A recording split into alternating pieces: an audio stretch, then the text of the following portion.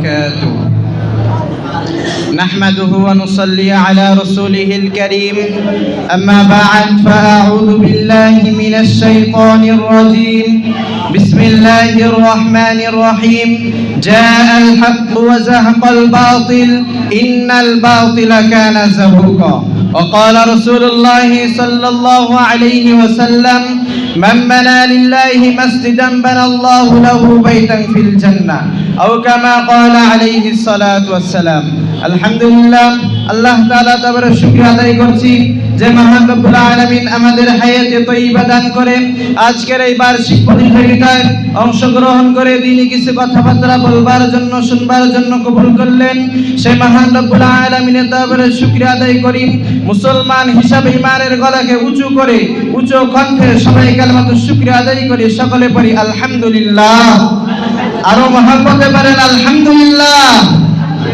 লাখ কোটি দরুদ সালাম সাইয়্যিদুল মুরসালিন শফিউল মুজলিমিন ইমামুল মুরসালিন খাতামান নবিয়্যিন রাহমাতুল লিল আলামিন সাকিয়ে কাউসার পাকে ইনামদার তাজদারে মদিনা আহমদ মুস্তাফা সকলে দিল থেকে বলি সাল্লাল্লাহু আলাইহি ওয়াসাল্লাম। আজকের এই বার্ষিক প্রতিযোগিতার সম্মানিত সভাপতি বিজ্ঞ বিচারক মণ্ডলী সুদক্ষ পরিচালক ও আমার সেরেটাস উস্তাদগণ ও আমার সামনে উপবিষ্ট বাংলার জমিনে বিভিন্ন এলাকা থেকে আগত আমার দিনদারিতে ভাই সকলের প্রতি আমার আন্তরিক শুভেচ্ছা ও মোবারকবাদ। সম্মানিত উপস্থিতিবৃন্দ, আমি আজকে আপনাদের সামনে বাবরি মসজিদ সম্পর্কে দু চারটি কথা বলবো ইনশাআল্লাহ। সম্মানিত উপস্থিতিবৃন্দ, আসুন আমরা জেনে নেই বাবরি মসজিদের সংক্ষিপ্ত ইতিহাস। এই বাবরি মসজিদ 1528 সালে মুঘল সম্রাট বাবরের সেনাপতি বীর ইস্পাহানি এই বাবরি মসজিদটি মুসলমানদের নামাজ কালাম পড়ার জন্য তৈরি করে। ভাই ও বন্ধুগণ, 464 বছর পর মুসলমানেরা এই নামাজ কালাম পড়ার পরে হিন্দু বিদ্বেষী লোকেরা মুসলমানদেরকে এসে বলে, তোমরা যে মসজিদ তৈরি করেছো বাবরি মসজিদ, এটা তোমাদের মসজিদ না, এটা আমাদের পূর্বে রাম মন্দির ছিল। ভাই ও বন্ধুগণ, এই রাম মন্দির বলতে কোনো কিছুই ছিল না।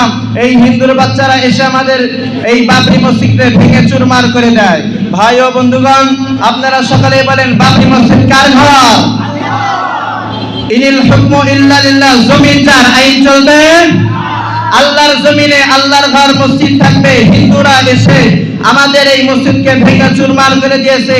তারা শুধু মসজিদ ভাঙে নাই, তারা মুসলমানদের ঈমানকে নষ্ট করেছে। ভাই ও বন্ধুগণ, আমি এই আজকের ছোট্ট মঞ্চ থেকে বলতে চাই, এই ভারতে আজকে বাবরি মসজিদ একটা ভেঙেছে, আগামীতে ইনশাআল্লাহ ভারতে কোটি কোটি মসজিদ জন্ম হবে।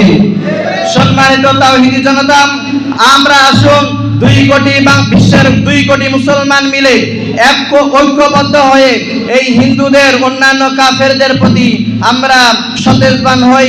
এই বলে আমার সংক্ষিপ্ত বক্তব্য এখানে শেষ করছি। ওয়া আখির দাওয়ানা।